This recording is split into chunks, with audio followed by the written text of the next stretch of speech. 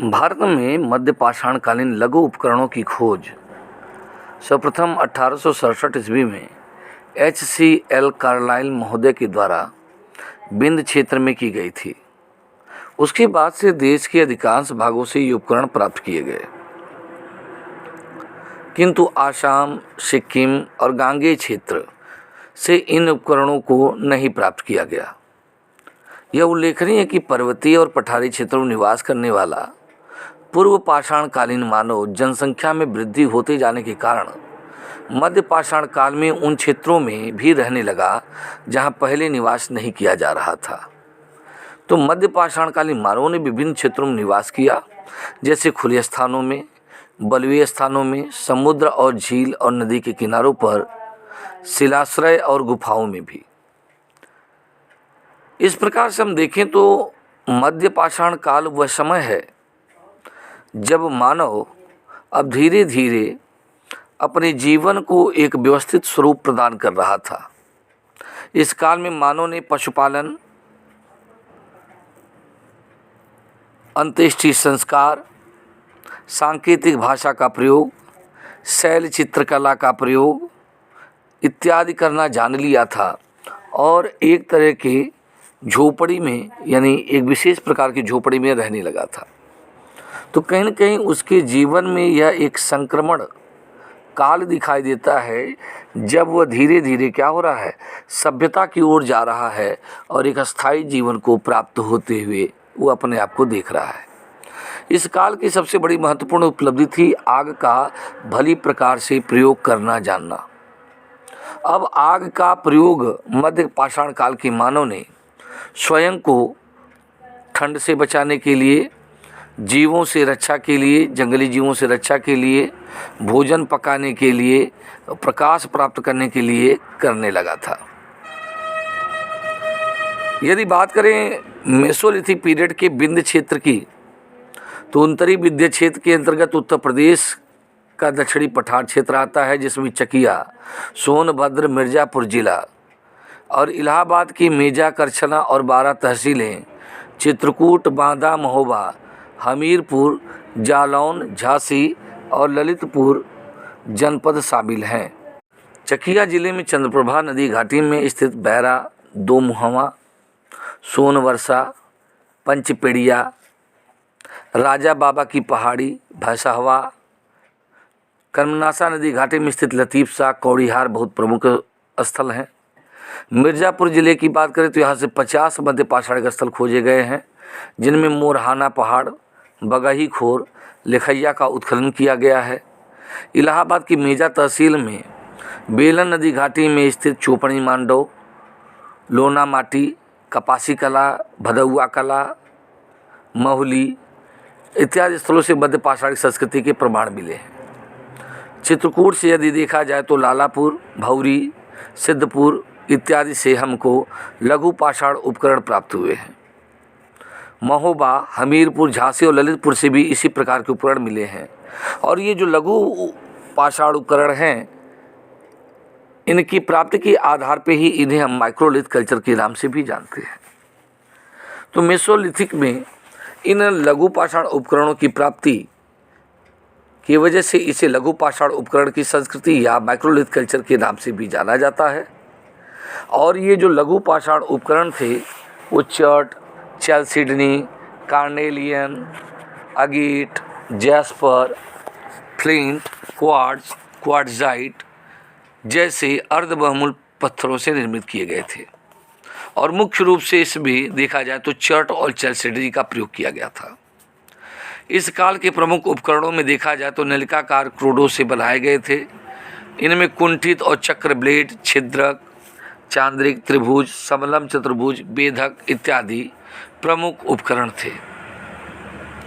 अगर बात करें यहाँ के प्रमुख परास्थलों की, तो मोरहाना पहाड़ हो, चाहे बगही खोर या लेखैया हो, यहाँ से हमको बड़े पैमाने पर लघु पाषाण उपकरण प्राप्त हुए हैं।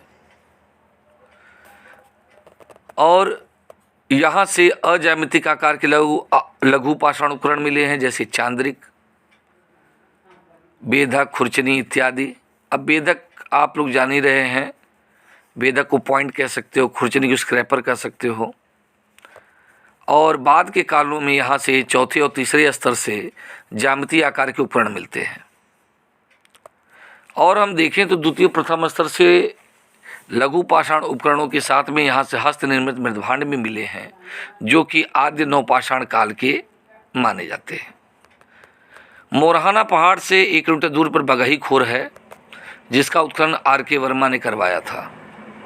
यह करीब 55 सेंटीमीटर मोटा जमाव है मध्यपाषाण काल का।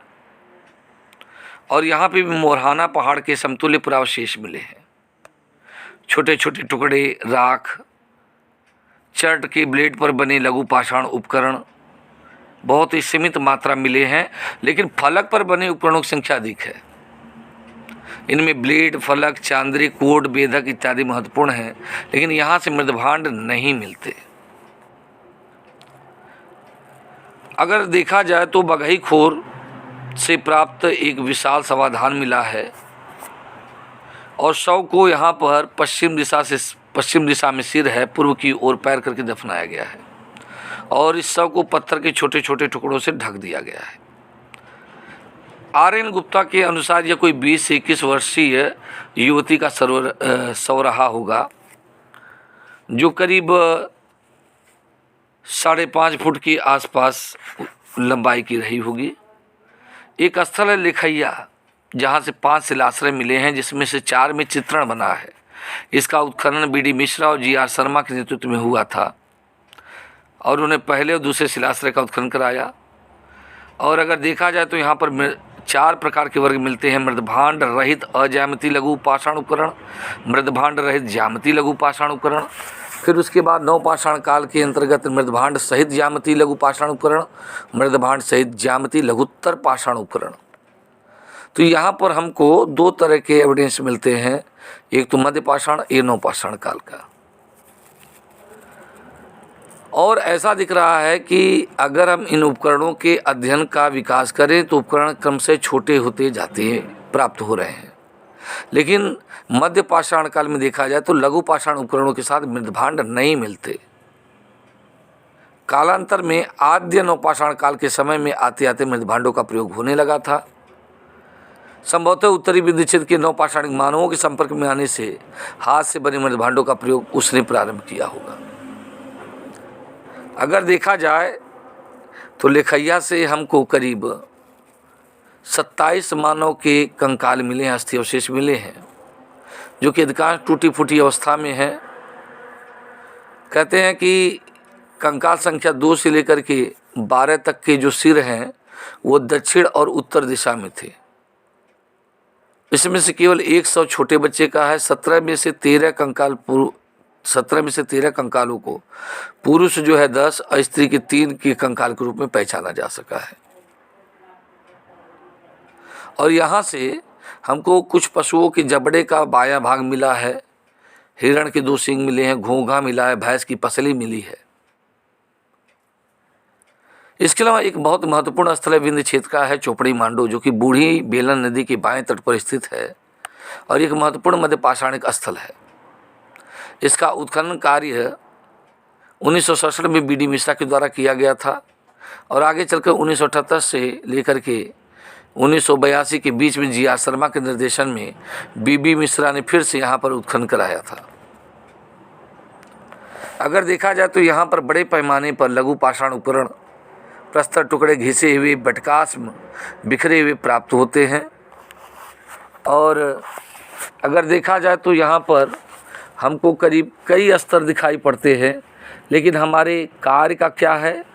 आरंभिक मध्य पाषाण काल दूसरा, ठीक है ना, early Mesolithic A period, early Mesolithic B period और तीसरा एडवांस मेसोलिथिक पीरियड।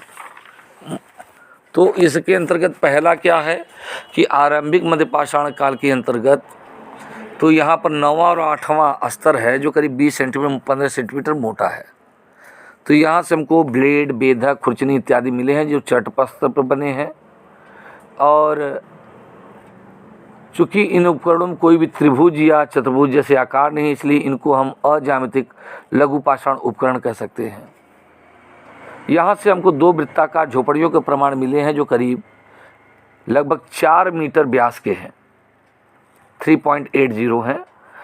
दूसरा है आरंभिक मध्य पाषाण काल ब, यहाँ से हमको ज्यामितिक आकार के उपकरण मिले हैं, जैसे त्रिभुज, चतुर्भुज, धातीदार ब्लेड इत्यादि।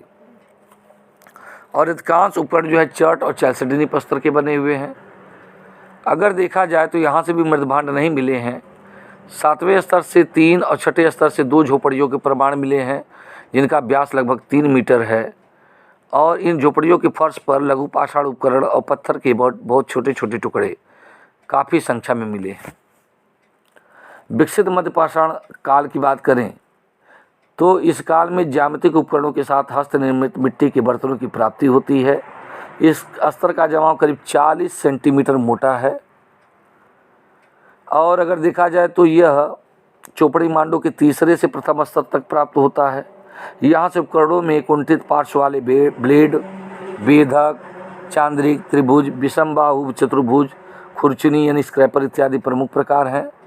यहाँ पर भी चट प्रस्तर के अलावा चैल्सिडनी प्रस्तर के पत्थर के उपकरण हमको बड़ी संख्या में मिलते हैं। इस काल से हमको 6 वृत्ताकार 7 अंडाकार झोपड़ियों के प्रमाण मिले हैं।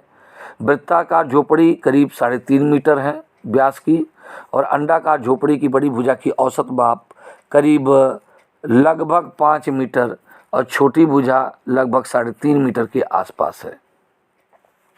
इन झोपड़ियों के स्तंभ गर्तों के आधार पर निष्कर्ष निकाला जा सकता है कि बांस बल्ली घास फूस की सहायता से झोपड़ियों का निर्माण किया गया होगा, और झोपड़ियों के फर्श पर पड़े हुए घास फूस की छाप से युक्त मिट्टी के जले टुकड़े, पशुओं की हड्डियाँ, विभिन्न प्रकार के लघु पाषाण उपकरण, प्रस्तर निर्मित हथौड़े, गदा शीर्ष, गोफन, घर्षक, सील लोढ़े इत्यादि यहाँ से मिलते हैं।